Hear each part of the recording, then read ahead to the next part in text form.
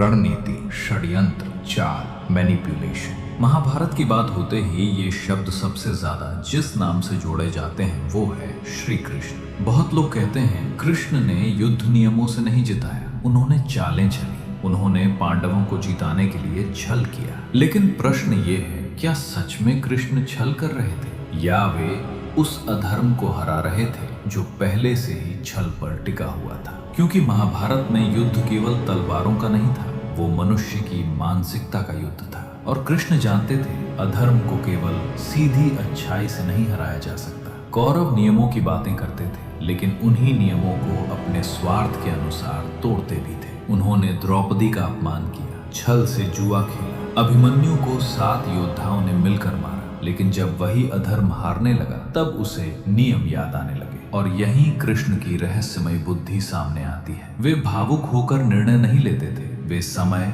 परिणाम और धर्म तीनों को साथ देखकर निर्णय लेते थे। बहुत लोग पूछते हैं, यदि कृष्ण भगवान थे तो उन्होंने युद्ध रोका क्यों नहीं? और यदि वे धर्म के पक्ष में थे तो उन्होंने युद्ध में इतनी चालें क्यों चली? लेकिन जो लोग कृष्ण को केवल सतह से देखते हैं वे उनकी लीला को समझ ही नहीं पाते। क्योंकि कृष्ण छल नहीं करते थे, वे अधर्म के विरुद्ध धर्म की रक्षा करते थे। कौरवों के पास शक्ति थी, विशाल सेना थी, महान योद्धा थे, लेकिन पांडवों के पास केवल एक चीज थी, कृष्ण। और कृष्ण जानते थे कि सिर्फ बल से धर्म की जीत नहीं होगी, क्योंकि अधर्म केवल बाहर नहीं लड़ता, वो नियमों का भी उपयोग करता है। भीष्म पितामह को कोई हरा नहीं सकता था। तब कृष्ण ने अर्जुन से कहा, शिखंडी को आगे रखो, क्योंकि भीष्म शिखंडी पर अस्त्र नहीं उठाएंगे। लोग इसे चाल कहते हैं, लेकिन कृष्ण जानते थे यदि भीष्म जीवित रहे तो धर्म हार जाएगा। द्रोणाचार्य अपराजेय थे। तब कृष्ण ने युधिष्ठिर से कहलवाया,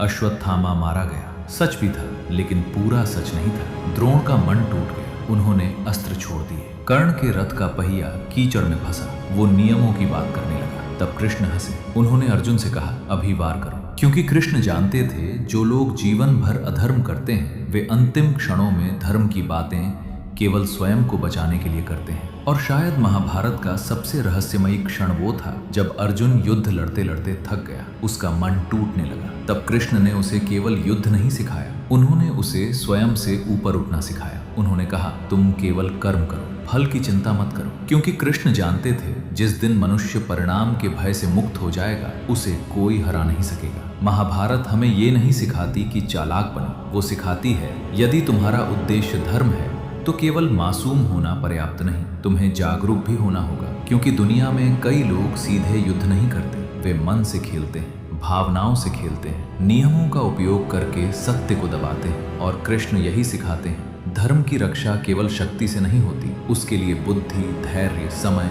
और चेतना चाहिए। कृष्ण ने शस्त्र नहीं उठाया, फिर भी पूरा युद्ध उन्हीं ने जिताया। क्योंकि सबसे बड़ी शक्ति हाथों में नहीं होती, वो दृष्टि में होती है। और कृष्ण केवल युद्ध नहीं देख रहे थे, वे समय को देख रहे थे। और शायद कृष्ण की सबसे बड़ी रणनीति युद्ध शुरू होने से पहले ही दिखाई दे गई थी। जब दोनों पक्ष सहायता मांगने द्वारका पहुंचे तब कृष्ण ने कहा, एक तरफ मेरी पूरी नारायणी सेना होगी और दूसरी तरफ मैं अकेला, लेकिन मैं शस्त्र नहीं उठाऊंगा। दुर्योधन तुरंत सेना चुन गया, उसे लगा युद्ध संख्या से जीता जाता है। लेकिन अर्जुन ने कृष्ण को चुना। क्यों? क्योंकि अर्जुन समझ चुका था जहां कृष्ण है वहां केवल शक्ति नहीं, दृष्टि होती है। और यही अंतर था कौरवों और पांडवों में। कौरवों को युद्ध जीतना था, कृष्ण को धर्म बचाना था। कृष्ण हर मनुष्य की कमजोरी जानते थे, उन्हें पता था दुर्योधन का सबसे बड़ा शत्रु अर्जुन नहीं, उसका अहंकार है। कर्ण का सबसे बड़ा दुख उसका अपमान था। भीष्म की सबसे बड़ी कमजोरी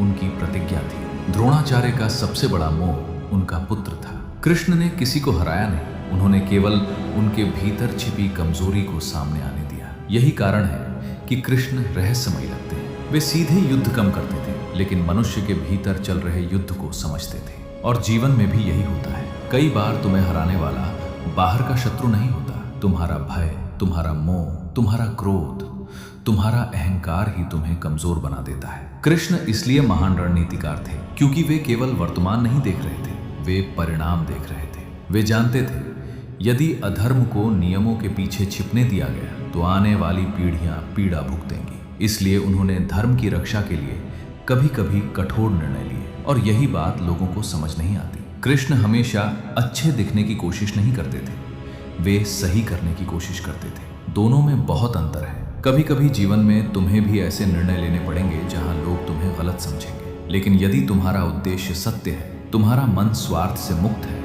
और तुम्हारी नीयत धर्मपूर्ण है, तो समय अंत में सब स्पष्ट कर देगा। क्योंकि कृष्ण ने महाभारत में यही सिखाया, सिर्फ अच्छा इंसान होना पर्याप्त नहीं, जागरूक बनो, धैर्यवान बनो, अपने मन को समझो और ये पहचानो कि हर मुस्कुराता चेहरा तुम्हारा हितैषी नहीं होता। धर्म अंधी मासूमियत से नहीं बचता, धर्म बचता है जब करुणा के साथ बुद्धि भी जुड़ जाए। और शायद इसी कारण महाभारत समाप्त होने के हजारों वर्षों बाद भी लोग कृष्ण को पूरी तरह समझ नहीं पाए। कुछ लोगों को उनमें भगवान दिखाई देते हैं, कुछ को महान रणनीतिकार और कुछ को एक रहस्यमयी व्यक्ति जिसने बिना शस्त्र उठाए पूरा युद्ध बदल दिया। लेकिन सच ये है, कृष्ण ने कभी अधर्म को उसकी ही भाषा में हराकर आनंद नहीं लिया। उन्होंने ये सब इसलिए किया क्योंकि कभी कभी सत्य को बचाने के लिए सिर्फ पवित्र हृदय नहीं, जागृत बुद्धि भी चाहिए होती है। महाभारत हमें सिखाती है, यदि तुम्हारे भीतर केवल अच्छाई है लेकिन जागरूकता नहीं, तो दुनिया तुम्हारी मासूमियत का उपयोग कर लेगी। कृष्ण इसलिए महान थे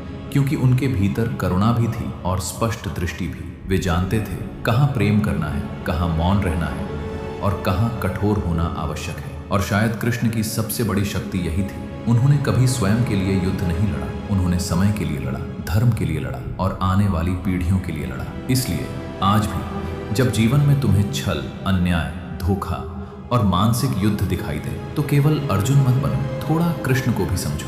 क्योंकि इस संसार में सिर्फ अच्छा होना पर्याप्त नहीं है, जागृत होना भी आवश्यक है।